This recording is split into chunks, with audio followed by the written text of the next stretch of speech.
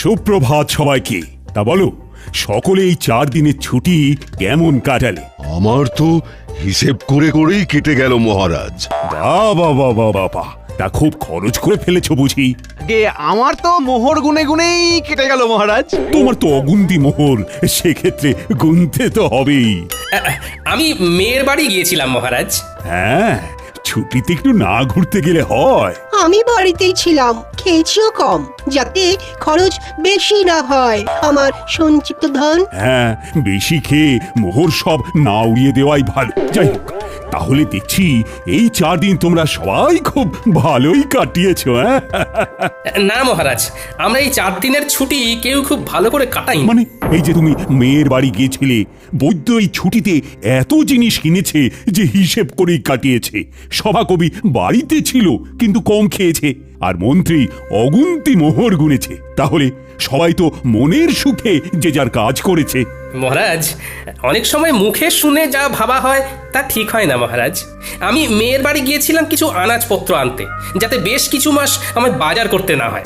কারণ এখন বাজারে জিনিসপত্রের যা আকাশ ছোঁয়া দাম মহারাজ। আমিও এই কদিনের ছুটিতে প্রচুর জিনিস কিনে তার দাম হিসেব করতে বসিনি মহারাজ। আমি হিসেব করছিলাম বেতন পেয়ে কোন খাতে কতটা খরচ কমিয়ে গোটা মাস জীবন ধারণ করতে পারবো। আমিও যাতে বেশি না খেয়ে তাড়াতাড়ি আনাজপাতি শেষ করে ফেলি, সেই জন্যই কম কম খাচ্ছিলাম। এরকমের কারণটা কি বুঝতে পারছি না তো। তোমরা তো সবাই যথেষ্ট পরিমাণে বেতন পাও, তাহলে? আগে মহারাজ, অপরাধ নেবেন না। আপনার এই বেতনে এখনকার যা পরিস্থিতি, তাতে আমাদের মাস চালানো খুব দুষ্কর হয়ে যাচ্ছে। মহারাজ, আপনি বেতনের দিকটা একটু ভাবলে ভালো হয়। বেতনের দিকটা ভেবে দেখবো মানে কি বলতে চাইছো? বেতন বাড়ান, মহারাজ, বেতন বাড়ান। অসম্ভব, অসম্ভব। এই তো বিগত 4 মাস আগেই বেতন বাড়িয়েছি। তোমরা সবার কাজের পাশাপাশি উপরি আয়ের ব্যবস্থা করো। উপরি আয়? মহারাজ, মাথা ঠান্ডা করুন। একটু ভাবুন মহারাজ, একটু ভাবুন। আমি তোমাদের কথা অনেক ভেবেছি, এবার তোমরাও আমার কথা একটু ভাবো। আমি বেতন বাড়াতে পারছি না, আর আজকের মতো এখানেই সভা শেষ করছি। তোমরা সবাই এসো। বেতন বাড়ানোর কথা বলতেই সবার কাজ শেষ করে দিলেন। এ আবার কেমন ব্যবহার?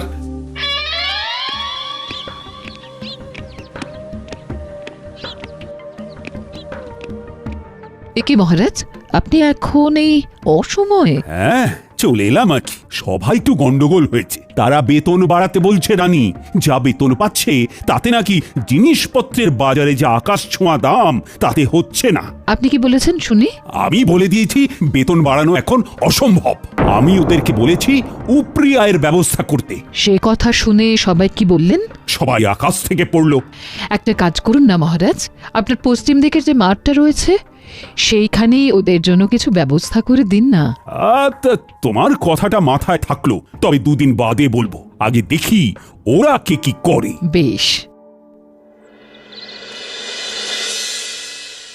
গিন্নি, ও গিন্নি। বলো। এ কি গো গিন্নি, তুমি শুয়ে আছো? শরীর খুব খারাপ নাকি? দেখি দেখি। হেমা, তোমার গা তো জ্বরে পুড়ে যাচ্ছে। কিছু খাওনি নাকি? আমি উঠতে পারছি না। আজকে রান্নাটা যে কি করে করব বুঝতে পারছি না গো। হ্যাঁ, রান্না নিয়ে কিছু ভেবো না, ও আমি করে নিচ্ছি। তুমি শুধু চুপটি করে শুয়ে থাকো দেখি। না, সে কি করে হয়? তোমার এসব রাধা বাড়া অভ্যেস নেই। আরে তোমারও কি জন্ম থেকেই স্বামীর সাথে ঘর করার অভ্যেস ছিল? হ্যাঁ, সেই তো আমার সাথে বিয়ের পরে অভ্যেসটা হয়েছে। আমার কথা আলাদা, আমি মেয়ে মানুষ। বারে বা, বেটা ছেলে বলে কি রান্নার অভ্যেস তাও আবার কদিনের জন্য হবে না? এইসব একদম বাজে কথা গিন্নি। তাও আমার খারাপ লাগবে। তুমি এখন থামো তো গিন্নি। শোনো, আমি এই কদিন রাঁধবো, আর তুমি শুধু গ্যাট হয়ে খাটের উপর বসে খাবে, বিশ্রাম নেবে। তুমি শুধু আমি রান্নাটা কেমন করি সেটা দেখো।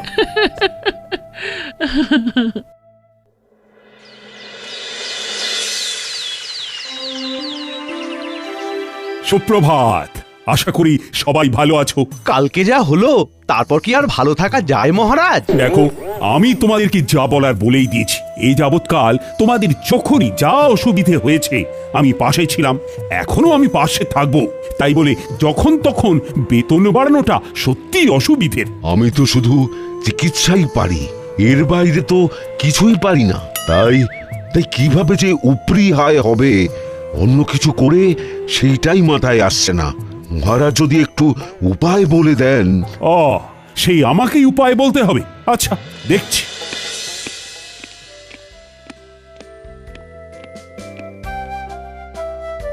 মহারাজ, বলছি কি, সুপ্রভাত রানীমা। সুপ্রভাত। আশা করি সকলে ভালো আছেন। ভালো নেই, খুব সমস্যায় আছি রানীমা। তা আজকে গোপাল আসেনি কেন? তাই তো, তালে গড়ে খেয়ালই নেই। আগে মহারাজ, আমি এসেছি। এ কি গোপাল, এত দেরি হলো যে? তোমার শরীর ঠিক আছে তো? আমার শরীর তো ঠিক আছে, কিন্তু কিন্তু আমার গিন্নির শরীর ভালো নেই। তাই ঘরের কিছু কাজ সামলে রান্না করে আসতে গিয়ে দেরি হয়ে গেল। এই রে ও গোপাল, কটা শাড়ি আর চুড়ি এনে দেবো নাকি? গোপাল, তাহলে সুগৃহিণী দক্ষ রাধুনী হয়ে গেলে নাকি? দরকার পড়লে যদি হই তাতে মন্দ কি বলুন? সকলে চুপ করুন, বরং আপনারা গোপালকে দেখে শিখুন। সে স্ত্রীর শরীর খারাপে নিজে এগিয়ে এসেছে, স্ত্রীর কষ্টটা বুঝেছে। ঠিকই তো, না কষ্ট বুঝলে হয়? এই বৈদ্যমশাই, আপনি আজই গোপালের বাড়ি গিয়ে ওনার স্ত্রীকে দেখে আসবেন। গোপাল, সত্যি তোমার তুলনা হয় না। থাক, অমন মেয়ে মানুষের কাজ করে আমার সুখ্যাতি পাওয়ার দরকার নেই।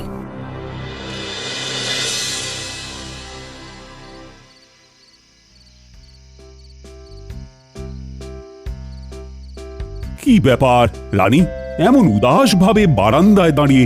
ভাবছি গোপাল গিন্নির কত ভাগ্য ভালো। কেন? এই যে সে এমন এক স্বামী পেয়েছে যে তার সব দুঃখ কষ্ট বোঝে। আর তোমার স্বামী বুঝি সেটা বোঝে না? না, কিছু কিছু সময় বোঝে, আবার কিছু কিছু সময় বোঝে না। আচ্ছা, বুঝেছি।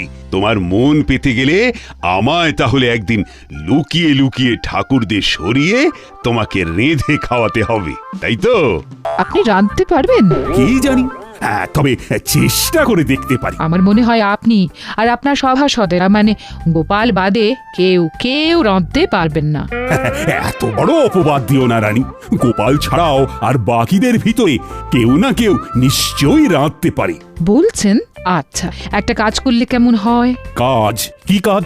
আপনাকে ওই দিন বলছিলাম না, আপনার পশ্চিম দিকের মাঠটায় ওদের কিছু একটা উপরি আয়ের জন্য ব্যবস্থা করে দিন। হ্যাঁ, তার সাথে এর কি সম্পর্ক? শুনুন, আপনি আপনার সভাসদদের বলুন তারা ওই মাঠটায় নিজের ইচ্ছে মতো তৈরি করা খাবারের দোকান ওই বিকেলবেলার দিক থেকে রাত্রিবেলা পর্যন্ত দিতে পারেন। তাতে কি লাভ হবে? তাতে এনাদের উপরি আয়ও হবে। সবার কাজ শেষ করে তারা অনায়াসে খাবার দোকান খুলে খাবার বিক্রি করতেই পারবেন। হ্যাঁ, দারুণ বলেছে তো। আচ্ছা, তাই খাবারগুলো কি সভাসদেরই বানাতে হবে? এমন কোনো কথা আছে কি? মানে যেহেতু তুমি তখন ওই রান্নার প্রসঙ্গ তুলেছিলে, তাই জিজ্ঞাসা করছি। সেই খাবারগুলো সভাসদেরই বানাতে হবে এমন তো কোনো বাধ্যবাধকতা নেই। তারা চাইলে তাদের স্ত্রী বা বাইরের কারো সাহায্য নিতেই পারেন। তবে যারা নিজের হাতে খাবার বানিয়ে বিক্রি করবেন তাদেরকে পুরস্কার হিসেবে 2 থলি করে মোহর দেওয়া হবে। রানী, তোমার প্রস্তাবটাকে আরেকটু পরিবর্তন করে দিই। সভাসদের এমন বলি, বেশ কিছুদিন ব্যাপী পশ্চিম দিকের বড় মাঠটায় একটা ভোজন মেলার আয়োজন করতে চাই। তাই আমার ইচ্ছে, আমার সভাসদেরা এই ভোজন মেলায় হরেক রকম খাবারের পসরা নিয়ে খাবারের দোকান দিক। তার মধ্যে যে সভাসদেরা নিজের হাতে রান্না করবে তারা প্রত্যেকে পুরস্কার বাবদ 2 থলি করে মোহর পাবে, এবং যে সভাসদের খাবারের দোকানে সব থেকে বেশি বিক্রি হবে সে পুরস্কার স্বরূপ 5000টা মোহর পুরস্কার পাবে। অতীব উত্তম। শুধু শুধু উপরি আয়ের জন্য ওনারা সবাই খাবারের দোকান খুলতে রাজি নাও হতে পারেন, তার থেকে পুরস্কারের কথা বলে মেলায় খাবারের দোকান খোলার প্রস্তাব দেওয়াটা একদম উপযুক্ত। আপনি কালকেই ঘোষণা করে দিন মহারাজ। ভাবছি আমিও যদি দোকান দিই তাহলে আমাকে পুরস্কার দেবে বলো তো রানী? তা আমি কি জানি।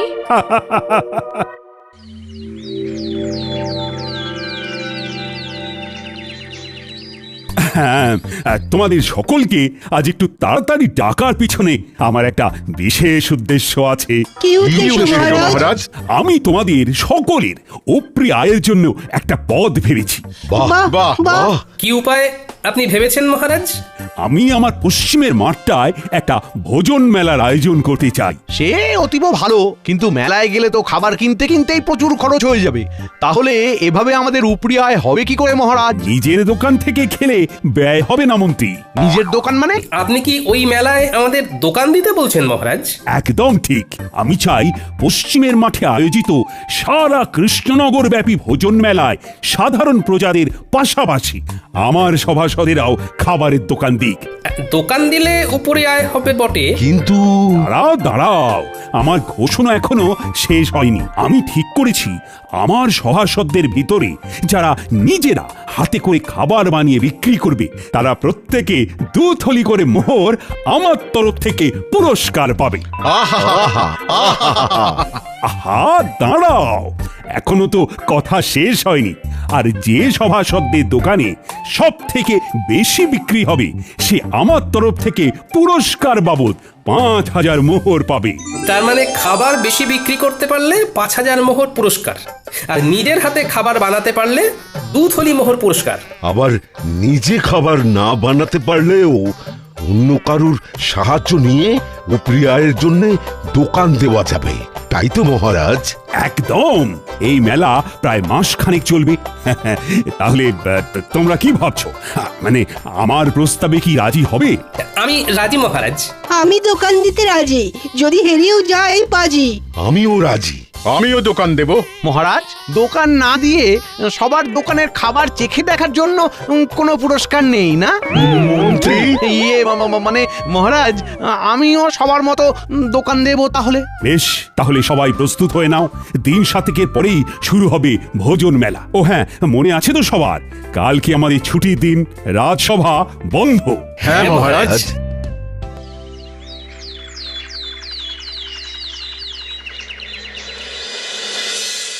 গিন্নি, ও গিন্নি, আরে ও গিন্নি, শোনো না। হ্যাঁ, তাহলে তাহলে তুমি বলছো আমি বেশ ভালো করেই জিলিপি, অমৃতি, গজা এসব বানাতে পারবো না? হ্যাঁ, খুব খুব ভালো করে পারবে। তা আমার প্রতি তোমার এত আত্মবিশ্বাসের কারণ কি? আরে বাবা, জিলিপি অমৃতি বানাতে গেলে শুধু ময়দার মিশ্রণটা এই টকবকে গরম তেলের ভিতরে ভালো করে প্যাঁচ দিয়ে গোল গোল আকৃতি করে পাক দিলেই তৈরি হয়ে যায়।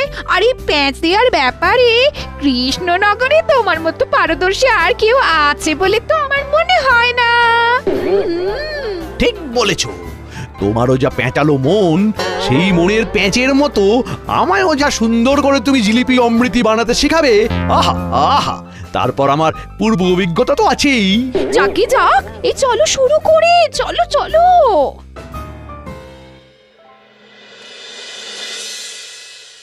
বলি, ও গোপাল, আমার দ্বারা এসব হবে না।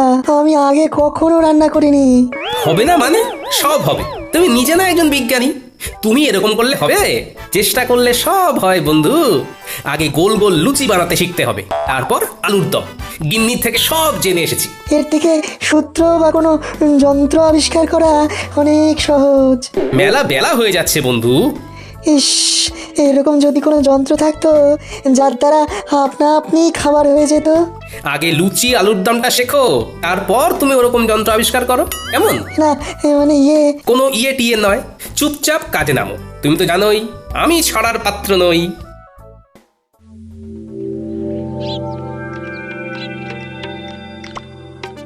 কি হে বন্ধু, কি খবর? বিজ্ঞানী কি রান্না করেছে জব্বর? শিখিয়ে তো এলাম তাকে, একদম ফল পাওয়া যাবে ভোজন মেলায় হাতে নাতে। আহা, কি দারুণ ছন্দ! দেখো তো কেমন বেরোচ্ছে ঘুগনির গন্ধ। কি দারুণ গন্ধ! তা সভা কবি, তুমি কি নাচতে পারো? হ্যাঁ, আমি রাঁধতে পারি, তাতে নেই কোনো সংশয়। সেই জন্যেই মেলায় বিকাবো ঘুগনি ও মুড়ি মহাশয়। সাবাস বন্ধু, সাবাস। তা তুমি কি বেচবে গোপাল? ঠিক করেছো কি ঘুম থেকে উঠে সকাল সকাল? না বন্ধু, কিছু ঠিক করিনি এখনো, দেখি কি বিক্রি করি। হ্যাঁ, তাড়াতাড়ি ঠিক করে ফেলো, কারণ খুব তাড়াতাড়ি দিন যে ঘনিয়ে এলো। গোপাল, ভেবেছি চপের দোকান দেব, কিন্তু বেসন গুলতে গিয়েই তো কাল ঘাম ছুটছে। আপনার এই দুই হাতে নিজে এত পাচন গুলেছেন, আর এখন বেসন গুলতে গিয়ে নাকানি চোখানি খেলে হবে? আমার ভয় করছে গোপাল। দেখি তো, আমার সামনে আপনি গুলতে বসুন, কেমন ভয় লাগে আপনার দেখি। গোপাল, তুমি পারো বটে। একবার হাঁক দিলাম আর তুমি সাহায্য করতে চলে এলে। বৈদ্যমশাই, আমরা একই রাজ্যের লোক, তাই বিপদে ডাক শুনেও মুখ ঘুরিয়ে না শোনার ভান করে বসে থাকলে হবে?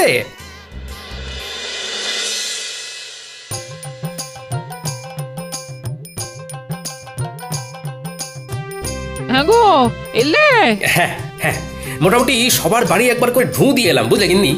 দেখলাম মোটামুটি সবাই একদম জোর কদমে রান্নার প্রস্তুতি নিচ্ছে। তা তুমি কি বানাবে কিছু ঠিক করলে? এমনিতে বাড়ির রান্না তো বেশ ভালোই করছো। সেটাই তো এখনো ঠিক করে উঠতে পারিনি। সবাই মোটামুটি সেই গতে ধরা রান্নাই করছে। না, আমায় একটু অন্যরকম কিছু ভাবতে হবে। দাদু, ও দিদা, এক ঘটি জল দাও না। ঝাল কি ঝাল! আর খাবো না, না কুলছি কাল মুলছি, আর খাবো না। উফ, বাপরে বাপ। দাঁড়া দি, কিন্তু কি খেয়েছিস বলতো? ফুচকা।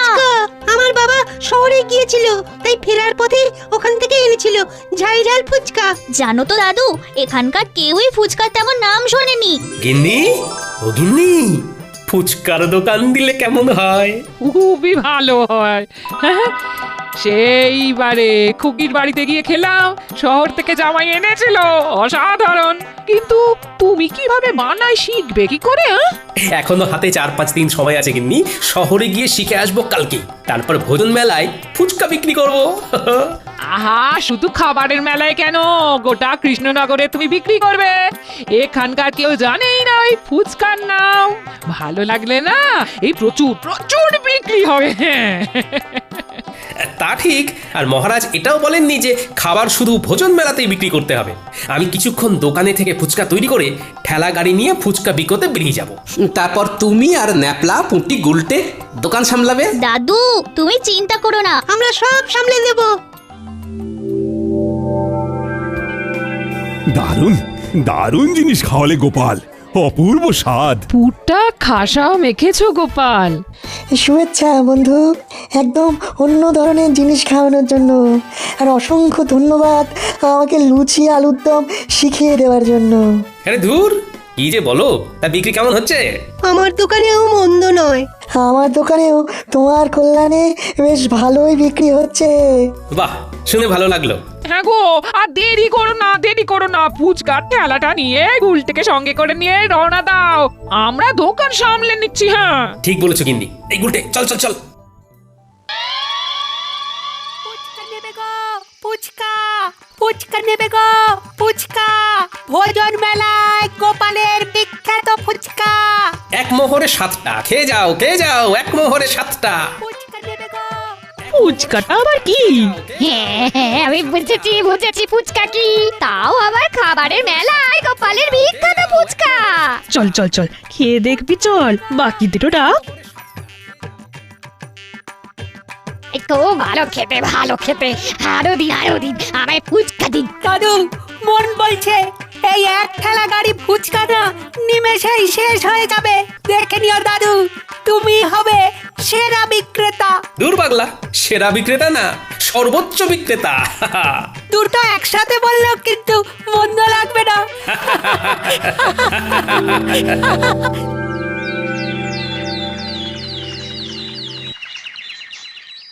গোনো গোনো খাজাঞ্চি গোনো, কার কত আয় হলো দেখি। মন্ত্রীরটা হলো 1, 2, 3, এই সর্বমোট 300 মোহর। তবে মন্ত্রী মশাই নিজেই সব বানিয়েছেন। বেশ বেশ, পরের জন। পরের জন হলেন বিজ্ঞানী বাবু, তার মোহর 1, 2, 3, সর্বমোট 900 মোহর। ইনিও নিজের হাতেই খাবার বানিয়েছেন। এই বিজ্ঞানী আমার থেকেও বেশি আয় করেছে, এ কি কপাল। এরপর সভাকবি, ওনার মোহরের সংখ্যা হলো 1, 2, 3, সব মিলিয়ে 850 মহারাজ। ইনিও নিজের হাতে খাবার তৈরি করেছেন। বাহ বাহ বাহ, চমৎকার। তারপর? এরপর বৈদ্যমশাই, ওনার মোহর হলো 1, 2, 3, 600 মোহর মহারাজ। ইনিও নিজেই চপ বানিয়েছেন। এরপর গোপাল, মোহর হলো এই 1 2 3 7,000 7,000 মোহর মহারাজ। ওরে বাবা! সাবাস গোপাল সাবাস, তুমি বিজেতা। এই এই এই এই ফলাফল মানি না, কারণ গোপাল শুধু ভোজন মেলায় নয়, সারা গ্রাম সারা রাজ্য ফুচকা বিক্রি করেছে। মন্ত্রীমশাই, মহারাজ শুধু বলেছিলেন ভোজন মেলায় খাবারের দোকান দিতে। উনি এর পাশাপাশি এরকম কিছু বলেননি যে সেই খাবার কেবলমাত্র ওই মেলা ছাড়া মেলার বাইরে কোনোভাবেই বিক্রি করা যাবে না। তাই আমি আমার ফুচকার বিক্রি বাড়ানোর জন্যে মেলা ছাড়াও মেলার বাইরে এই রাজ্যের অন্যান্য গ্রামেও বিক্রি করেছি। সুতরাং আমি জানি আমি কোনো অন্যায় বা অসততার কাজ করিনি। আমি গোপালের এই যুক্তিকে খণ্ডাতে পারবো না, কারণ গোপাল একদম অকাট্য যুক্তি দিয়েছে। ধন্যবাদ ধন্যবাদ গোপাল, তুমি আরেকবার আমাদের চোখ খুলে দেখিয়ে দিয়েছো যে কিভাবে সততার সাথে পরিশ্রম করে নিজের আয় বাড়ানো যায়, কিভাবে বুদ্ধি খাটিয়ে কোনো নতুন জিনিসকে সবার সামনে তুলে ধরা যায়। সেই জন্যেই তো গোপাল আমাদের সবার থেকে আলাদা। নাও আনো এবার পুরস্কারটা, তার সাথে সবাই মিলে বলো গোপাল আমাদের সেরা, তাই ধন্য হয়েছি মোরা। গোপাল আমাদের সেরা, তাই ধন্য হয়েছি মোরা।